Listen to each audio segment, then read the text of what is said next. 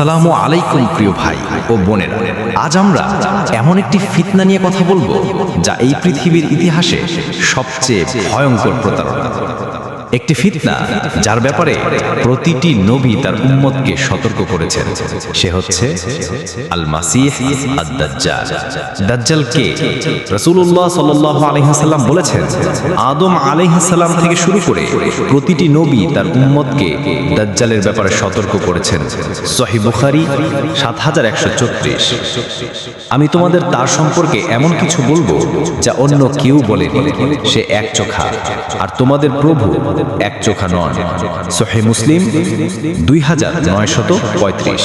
চেহারার বর্ণনা: দাজ্জাল হবে এক চোখা, তার চোখ হবে ছানায় আক্রান্ত, গায়ের রং হবে লালচে সাদা, চুল কোকড়ানো এবং মুখে লেখা থাকবে কাফির, যা প্রতিটি মুমিন ব্যক্তি পড়তে পারবে, এমনকি যারা পড়াশোনা জানে না তারাও। সহিহ মুসলিম ২৯৩৪। কোথা থেকে আসবে দাজ্জাল? রাসূলুল্লাহ সাল্লাল্লাহু আলাইহি ওয়াসাল্লাম বলেন, সে বের হবে খোরাসান অঞ্চল থেকে। তার সঙ্গে থাকবে ৭০,০০০ ইহুদি, যাদের গায়ে হবে সিল্কের কাপড়। হাদিস সুনান তিরমিজি ২২৩৭। খোরাসান হলো বর্তমান আফগানিস্তান, ইরান ও তুর্কমেনিস্তানের একটি অঞ্চল। সে পৃথিবীর কোথায় কোথায় যাবে? দাজ্জাল পৃথিবীর প্রতিটি জায়গায় ভ্রমণ করবে। সেই সুপারসনিক গতিতে একদিনে থেকে ৪০ দিনের মধ্যে পুরো পৃথিবী ঘুরবে, কিন্তু মক্কা ও মদিনায় সে ঢুকতে পারবে না। ফেরেশতারা পাহারায় থাকবে। সহিহ বুখারী ১৮৮১।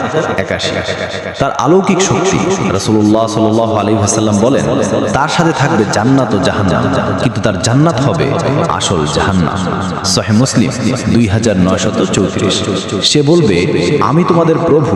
মানুষকে প্রলোভন দেখাবে, খাদ্য, পানি, নিরাপত্তা, প্রযুক্তি, আর বলবে, আমাকে মানো, তোমাদের সব সমস্যার সমাধান আমি দিতে পারি।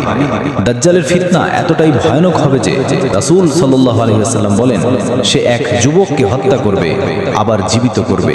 সহিহ মুসলিম। কিন্তু বাস্তবে তা হবে দৃষ্টিভ্রম।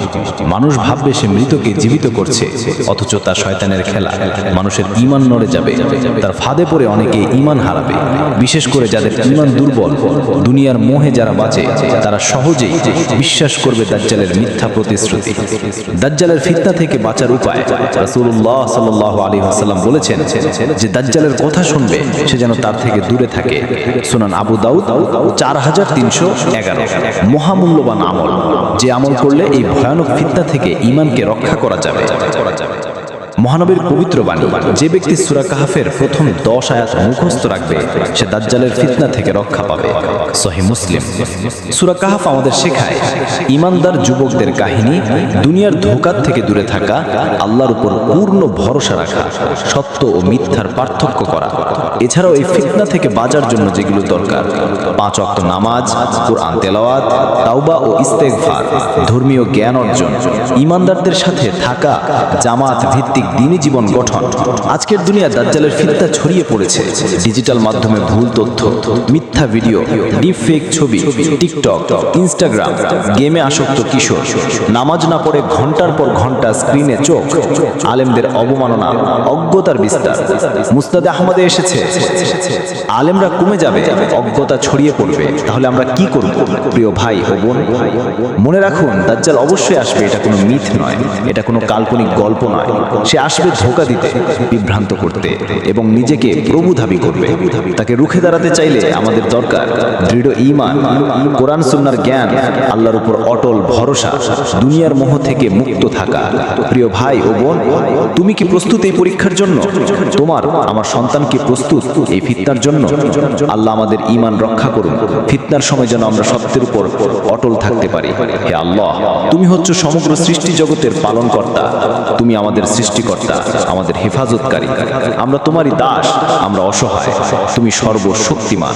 হে আল্লাহ, তুমি আমাদের সকলকে সেই ভয়ানক ফিতনা দাজ্জালের ফিতনা থেকে হেফাজত করো।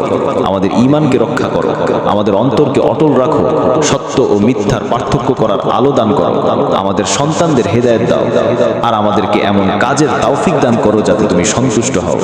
আমিন সুম্মা আমিন।